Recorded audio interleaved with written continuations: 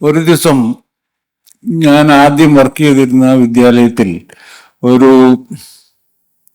4-5 യുവതികളായ സുന്ദരികൾ കടന്നു വന്ന് എന്നെ കാണണമെന്ന് പറഞ്ഞു. ഹെഡ് മാസ്റ്ററോട് പറഞ്ഞു, വിളിപ്പിച്ചു. എന്താണ് വന്നത്? സാർ, ഒരു യോഗത്തിന് വരണം. ഞാൻ പറഞ്ഞു, എന്താണ് ഞാൻ ചെയ്യേണ്ടത്? അവിടെ അതൊരു ലഹരി വിരുദ്ധ ക്യാമ്പിന്റെ സമാപന ദിനം ആണ്. നല്ല ആളെയാണ് നിങ്ങൾ ക്ഷണിക്കാൻ വന്നിരിക്കുന്നത്. നിങ്ങൾക്ക് തെറ്റിപ്പോയി. ഞാൻ അത്യാവശ്യം ഈ ലഹരിയുടെ വിരുദ്ധനല്ല, അനുകൂലിയാണ്. ദൗർഭാഗ്യവശാൽ അല്ലല്ല, അതൊക്കെ ഞങ്ങൾക്ക് അറിയാൻ. അപ്പൊ ഞാൻ ചോദിച്ചു, നിങ്ങൾ ആരാണ് എൻ്റെ അടുത്തേക്ക് വിട്ടത്? അപ്പൊ പറഞ്ഞു, MP ഹാഫിസ് മുഹമ്മദാണ്. ദൈവമേ, ഈ മദ്യപാനികളുടെ മുഖ്യ ശത്രുവും അവരെ രക്ഷപ്പെടുത്തുന്നതിന്റെ മുഖ്യ സാരഥിയുമായ ഹാഫിസ് മുഹമ്മദ്, അവനറിയാലോ എന്നെ കുറിച്ച് നല്ലോണം. എന്നിട്ട് അതൊക്കെ പറഞ്ഞിട്ടുണ്ട്. സാർ അവിടെ വന്നിട്ട് ഇത് നല്ല കാര്യമാണെന്നൊന്നും പ്രസംഗിക്കില്ലല്ലോ എന്ന് പറഞ്ഞു. അതൊരിക്കലും ഇല്ല, ഇത് ഭയങ്കര മോശം കാര്യമാണെന്നും അതിന്റെ കുഴപ്പങ്ങളൊക്കെ അനുഭവിച്ചുകൊണ്ടിരിക്കുന്ന ആളാണ് ഞാനെന്നും ഒക്കെ പറയും, നല്ലത് മറച്ചു പറയില്ല. അത് മതി ഞങ്ങക്ക്. അപ്പൊ പിന്നെ ആരൊക്കെയുള്ള പ്രസംഗിക്കാൻ? അപ്പൊ പറഞ്ഞു, ഒന്ന് MT വാസുദേവൻ നായരാണ്. അദ്ദേഹമാണ് സമാപന യോഗം ഉദ്ഘാടനം ചെയ്യുന്നത്.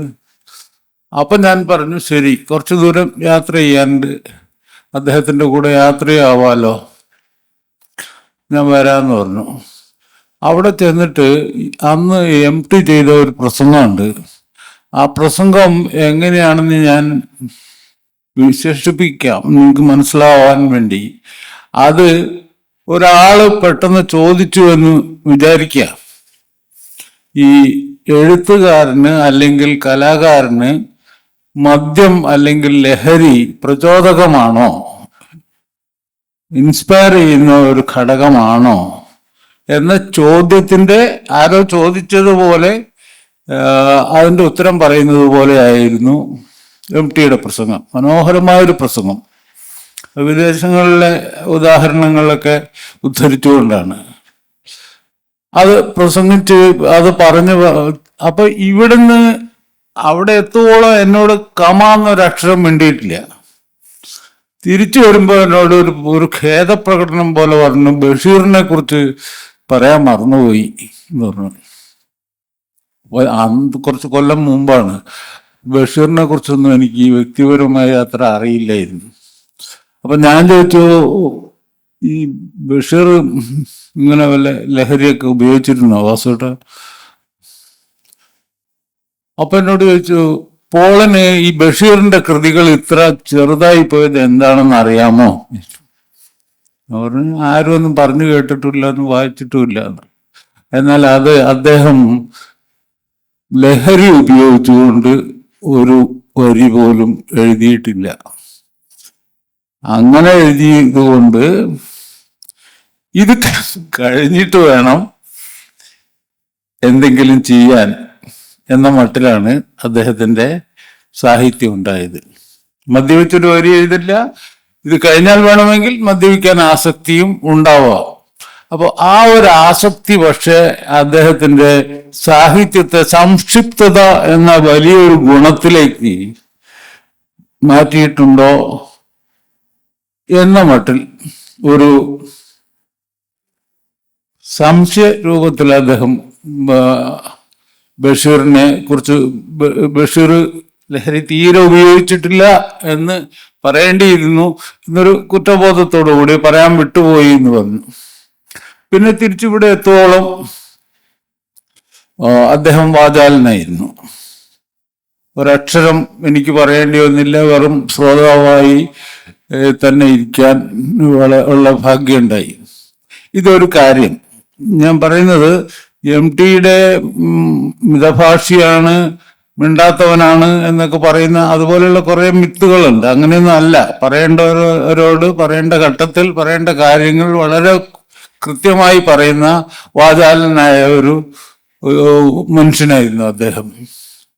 അദ്ദേഹം പിന്നെ ഓർക്കുന്നൊരു കാര്യം, ഒരു ദിവസം എന്നെ കാണാൻ ചെന്നപ്പോ അദ്ദേഹം കാണിച്ചു തന്നത് അദ്ദേഹത്തിന്റെ കൈയുടെ ഈ ഭാഗം.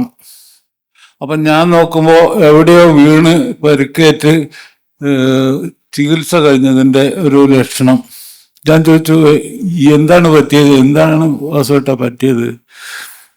അപ്പൊ ഇങ്ങനെ കൈകൊണ്ട് കാണിച്ചു. എഴുതിയിട്ട് ഒരാളുടെ ശരീരത്തിനേറ്റ പരിക്കാണ്, അതിന്റെ വടുക്കളാണ് എന്നെ കാണിച്ചു തന്നത്. മലയാളത്തിൽ ഏതെങ്കിലും ഒരു എഴുത്തുകാരന്റെ ജീവിതത്തിൽ ആത്മാവിനും മുറിവേറ്റിട്ട് ഹൃദയത്തിന് മുറിവേറ്റിട്ട് എഴുതി, മനസ്സിന് മസ്തിഷ്കത്തിനൊക്കെ മുറിവേറ്റിട്ടാണ് ഞാനിത് എഴുതിയത്, അല്ലെ അദ്ദേഹം അത് എഴുതിയത് എന്നൊക്കെ പറയാറുണ്ടെങ്കിലും ഈ ശരീരത്തിൽ ഇങ്ങനെ അക്ഷരാർത്ഥത്തിൽ മുറിവേറ്റിട്ട് എഴുത്തുകൊണ്ട് ഇത് പറ്റിയ ഒരാളുടെ അവസ്ഥ, അപ്പൊ എഴുത്ത് എത്രമാത്രം കഠിനമായ ഒരു സങ്കടമാണ്, എത്ര വേദനാജനകമായ ഒരു അനുഭവമാണ് എന്നൊക്കെ അറിയാമെങ്കിലും ഇത് എനിക്ക് വല്ലാത്ത എൻ്റെ മനസ്സിൽ വടുക്കൾ ഉണ്ടാക്കി. ഇത് മലയാളത്തിൽ മറ്റേതെങ്കിലും ഉണ്ടോ എന്ന് എനിക്കറിയില്ല. ഇപ്പോ എഴുതേണ്ടതുമില്ല. അപ്പൊ ഞാൻ തിരിച്ചു ചോദിച്ചു, അല്ല വാസുട്ട, ഇതൊക്കെ ഇനി എഴുതേണ്ട ആവശ്യമുണ്ടോ? ഇതൊക്കെ വല്ലവർക്കും പറഞ്ഞു കൊടുത്താൽ പോരെ? നല്ല കുറച്ച് സെൻസിബിൾ ആയിട്ടുള്ള ഏതെങ്കിലും ചെറുപ്പക്കാരെ വിളിച്ചിട്ട്. അപ്പോൾ പറയുന്ന ഇത് പലരും എന്നോട് പറഞ്ഞു കൊടുത്ത് എഴുതിച്ചാൽ പോരെ? ലോകത്തിലെ ധാരാളം എഴുത്തുകാർ അങ്ങനെയാണ്, ഇന്ത്യയിലെ പല എഴുത്തുകാരും അങ്ങനെയാണ്, മലയാളത്തിലെ പോലും അങ്ങനെ. അതും ഞാൻ പരീക്ഷിച്ചു, ഒന്നും ശരിയാവുന്നില്ല. എനിക്ക് എൻ്റെ മനസ്സിൽ, എൻ്റെ മസ്തിഷ്കത്തിലും മനസ്സിലും എൻ്റെ ഭാഷയിലും വരുന്ന മനസ്സിൽ വരുന്നത് എൻ്റെ കൈകളിലൂടെ എനിക്ക് തന്നെ എഴുതിയാലേ എനിക്ക് തൃപ്തിയാകൂ. അതെനിക്ക് നിർബന്ധമുണ്ട്. അല്ലെങ്കിൽ അത് വായിച്ചു നോക്കുമ്പോൾ മറ്റേയാൾ ഞാൻ പറഞ്ഞത് എടുത്ത ആള് തരുന്നത് മുഴുവൻ എനിക്ക് അരോചകവും അബദ്ധവുമായിട്ടാണ് തോന്നുന്നത്. അതൊക്കെ പിന്നെ ഞാൻ തന്നെ അങ്ങനെ ഒരു രണ്ടാം പണി ചെയ്യേണ്ടി വരും. ഇങ്ങനെയും ഒരു എഴുത്തുകാരൻ എന്ന അവസ്ഥ അനുഭവിച്ചപ്പോൾ അദ്ദേഹം എത്രമാത്രം നമ്മൾ സാധാരണ പറയുന്നത് ഈ എഴുത്തിലൊക്കെയുള്ള ഈ പ്രതിജ്ഞാബദ്ധത, മറ്റേ സാമൂഹ്യ അർത്ഥത്തിലല്ല, ഈ എഴുത്തിൽ അദ്ദേഹം വ്യക്തിപരമായി എത്രമാത്രം ഷാഢ്യക്കാരനായിരുന്നു, ഹൃദ്യമായ ഷാഢ്യം എന്ന് വിളിക്കാവുന്ന ഒരാളായിരുന്നു എന്നുകൂടി സൂചിപ്പിച്ചിട്ട് ഇപ്പോൾ തന്നെ ദീർഘിപ്പിച്ച എൻ്റെ ഈ ഓർമ്മകൾ ഞാൻ നിർത്തുന്നു. നന്ദി.